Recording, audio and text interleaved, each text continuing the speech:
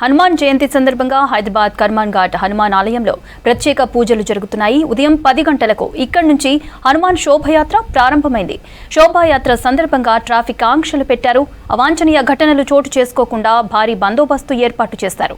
శోభాయాత్రను విజయవంతం చేయాలన్నారు నిర్వాహకులు. ప్రత్యేక పూజల తర్వాత ఈ శోభాయాత్ర మొదలైంది.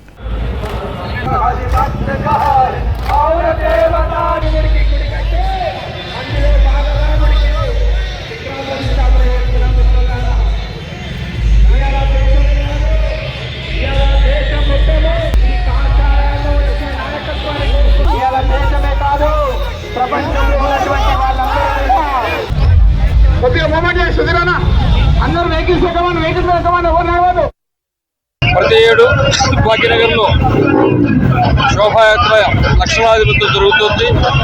హిందువుల్లో ఐకమత్యాన్ని నింపడం కొరకు, హిందూ ధర్మాన్ని, దేవాలయ వ్యవస్థను, గోమాతను కాపాడుకోవడానికి ఒక సంఘటిత శక్తిగా హిందూ సమాజాన్ని నిలబెట్టడం కొరకు ఈ శోభాయాత్ర జరుగుతున్నది. మీదుగా చారిత్రాత్మకమైనటువంటి కర్మన్ ఘాట్ దేవాలయం నుంచి వీర హనుమాన్ విజయయాత్రను ప్రారంభం చేస్తూ ఉన్నాము. స్వదేశం, స్వధర్మం, సంస్కృతి రక్షించుకునేటువంటి ఒక మహాయజ్ఞం లోపల దేశ ద్రోహులారా, ఈ దేశాన్ని విచ్ఛిన్నం చేస్తారన్నటువంటి మతోన్మాదులారా, ఖబర్దార్, అరే ఔరంగజేబు వారసులారా, ఇవాళ బజరంగి కదిలింది. ఈ దేశాన్ని రక్షించుకుంటాం.